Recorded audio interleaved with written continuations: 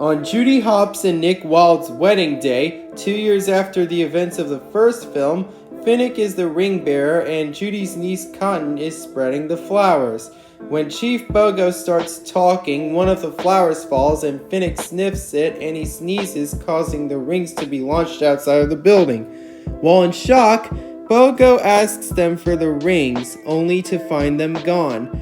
Bonnie complains that it was her great-great-great-grandmother's wedding ring, and Flash says that the city is lost. This causes a black hole to grow exponentially across Zootopia, destroying everything in its path, but it was revealed to be Finnick's daydream. With more time, they go after the rings, only to be launched in two directions. One of them lands in a pot of soup, and Cotton goes after it. When coming out, she causes chaos around the tables, making everybody panic, and finally retrieves the ring, only to find herself near a sitting pumpkin. Meanwhile, Finnick runs after the other ring, but he runs into shoes, makeup, hats, and dresses, and he is now dressed as a lady. A puppy mistakes Finnick for a female and falls in love with him, but he punches him in the face and goes after the ring. Cotton jumps off the table with the pumpkin, but she lands on a waiter's foot, causing a dingo to drop the wine bottles on the floor and launch the pumpkin into the air. Finnick manages to retrieve the other ring, but the pumpkin lands on a wagon which its handle has his foot caught in it, looking like a catapult, and is launched into the air and passes the windows where the ceremony is. He lands on a skateboard and goes after the ring. Meanwhile, Cotton goes after the ring and it lands on a kid's balloon. She chases after it, only for her to be shocked when she finds out it is in hundreds of balloons. Finnick manages to retrieve the ring, but his face gets knocked by several walls before hitting a wall made of bricks. This causes a few residents to think it was a gong, and they release the balloons. Cotton finally finds the ring, but realizes she is very high. Meanwhile, the car Finnick is in finally stops and is launched into the air, passing Cotton, but he doesn't know that and looks at the camera. He lands on a decoration and a bunch of drones passes Cotton, causing her to lose the ring. It hits a wind vane, a fountain, a decoration, and a hook, and finally lands on a drone. Finnick hits the ground, but the hook that the ring landed on causes barrels of apple juice to chase Finnick and Cotton.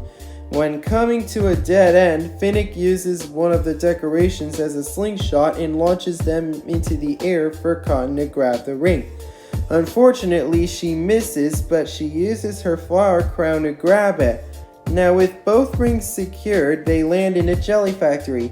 Just as Bogo finishes, he asks for the ring, only to find Cotton and Finnick covered in jelly, and they hand Nick and Judy the rings. Bogo declares them husband and wife, and they kiss. Just as everybody cheers, they, including the newlyweds, walk out of the building. At the party, as 80s pop music and 90s rap music play, everyone gets their picture, to dance, and have cake.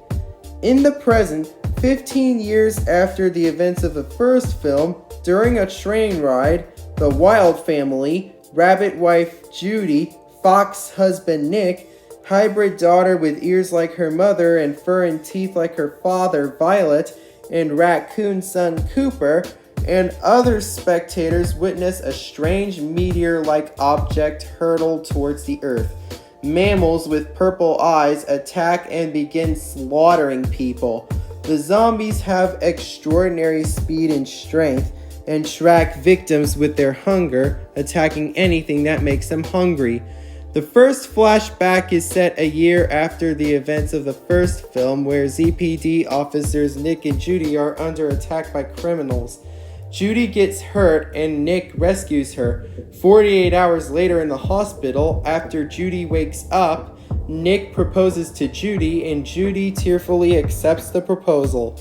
Back to the present, A new paramilitary task force called the Zombie Reaction Force, ZRF, continues to hunt zombies, while some of its CPD officers, including Clawhauser and Chief Bogo, are reluctantly against its actions. Officers Nick and Judy Wilde spend their free time in their house. In a war-torn part of the city, Nick and Judy rescue their children, Violet and Cooper, before Nick encounters a dying elephant who gives them 6 crystals.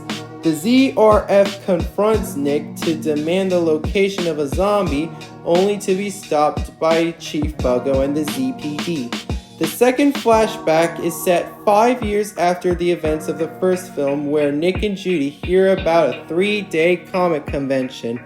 Judy dresses as a princess and Nick dresses as a superhero and take a bus to the convention.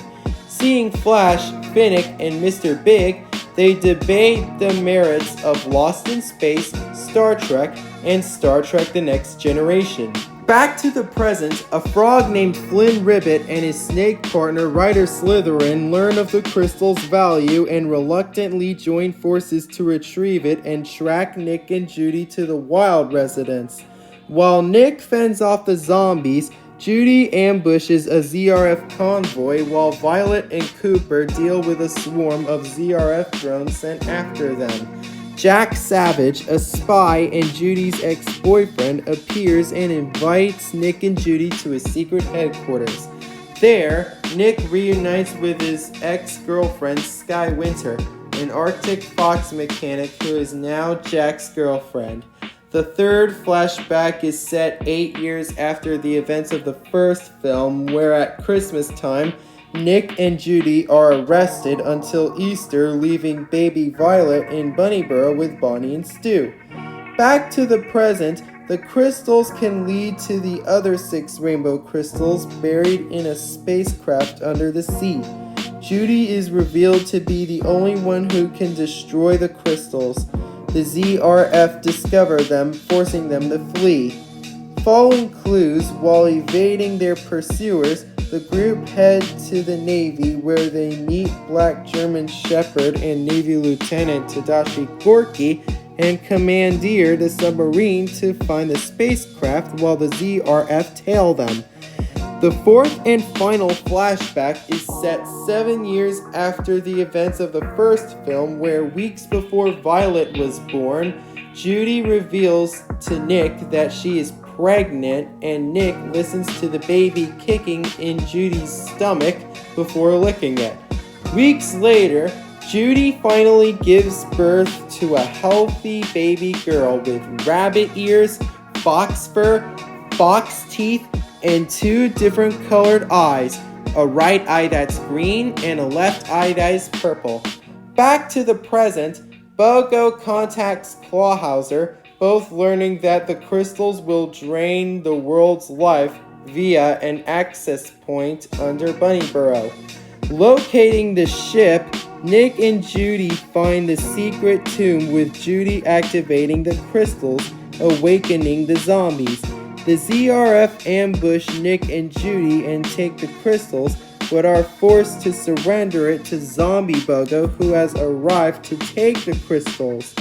Clawhauser, Nick, and Judy engage Bogo, during which Clawhauser pleads to Bogo, steering Bogo's memories and freeing him from the purple crystal's control.